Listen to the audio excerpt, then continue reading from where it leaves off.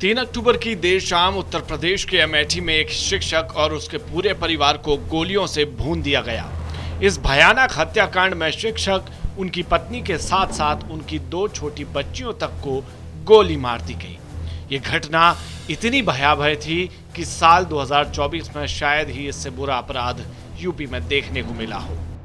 दरअसल 3 अक्टूबर की देर शाम बदमाश ने शिक्षक सुनील कुमार, उनकी पत्नी पूनम भारती और एक 6 साल की बेटी सृष्टि और एक 2 साल की बेटी लाडो की बेरहमी से हत्या कर दी।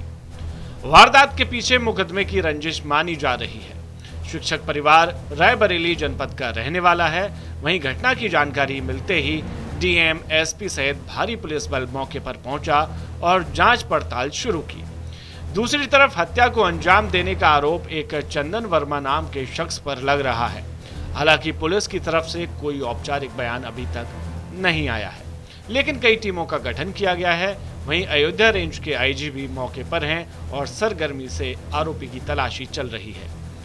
घटना को कैसे अंजाम दिया गया वो भी आपको बताते हैं। शिक्षक सुनील कुमार तिलोई तहसील क्षेत्र के पनहोना स्थित कंपोजिट विद्यालय में सहायक शिक्षक थे। गुरुवार की शाम वह पत्नी और बच्चों के साथ घर पर थे कि अचानक एक अज्ञात शख्स ने पहुंचकर शिक्षक को निशाना बनाते हुए फायरिंग करना शुरू कर दी। कोई कुछ समझ पाता उससे पहले एक के बाद एक कई गोलियां चलाई गईं। आनन फानन में उनकी पत्नी पूनम बचाव में पहुंची तो बदमाश ने उन पर भी निशाना साधा और गोलियां चला दी। उसके बाद उनकी दोनों छोटी छोटी बच्चियों को भी बदमाश ने नहीं बख्शा। न उम्र का ख्याल आया न नवरात्रि का, क्योंकि इन दिनों में आम लोग छोटी बच्चियों को देवी का अवतार मानकर उनकी पूजा करते हैं। वारदात को अंजाम देने के बाद हमलावर भाग निकला। गोली की आवाज सुनकर क्षेत्र में दहशत फैल गई। लोग शिक्षक के घर पहुंचे तो मंजर देखकर सिहर उठे। पुलिस को सूचना दी गई। पुलिस आई और अपनी औपचारिकताओं के बाद छानबीन में जुट गई, लेकिन तब तक बदमाश फरार हो चुके थे। लमसम ये हम यहीं चौराहे पर ही थे। हमारा खेत है तो यहाँ हमारा पशु बहुत परेशान करते तो हम उन्हीं को देखा करते हैं। तो लगभग 7 बजे यहाँ पूजा पंडाल में जब आरती शुरू हुई, उसके तुरंत बाद जो है ये मनोहर मेडिकल स्टोर जो बगल में है, इन्होंने आके पुलिस को सूचना दी कि हमारे यहाँ कुछ फायर हो रहे हैं। तो हम लोग भी वहाँ भागे, पुलिस भी वहाँ गए। तो हम लोगों ने वहाँ जाके देखा तो सब कुछ हो चुका था। अच्छा, हाँ। तो ये अभी जिस जगह पर हम लोग खड़े हैं, कहा जा रहा है कि यहाँ से क्या आप लोगों ने किसी को देखा भागते हुए? नहीं, किसी को देखा किसी ने नहीं है।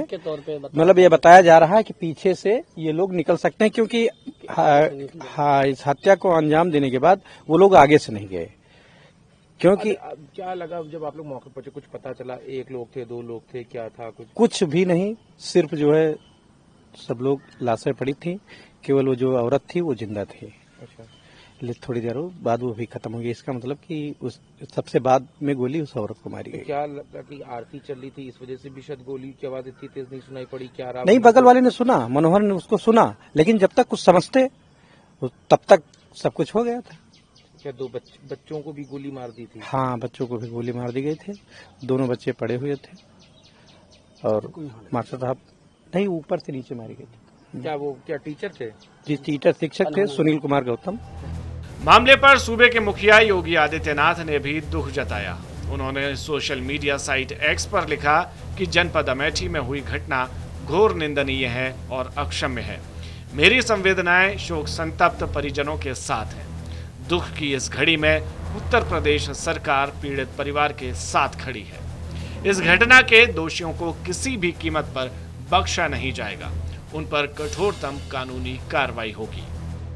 इस मामले में एक बात यह भी सामने आ रही है कि जिस चंदन वर्मा को आरोपी बताया जा रहा है, उसने अपने व्हाट्सएप पर 5 लोगों के मरने का दावा करने वाला स्टेटस भी लगाया था। लेकिन गुत्थी का पूरी तरह से सुलझना अभी बाकी है।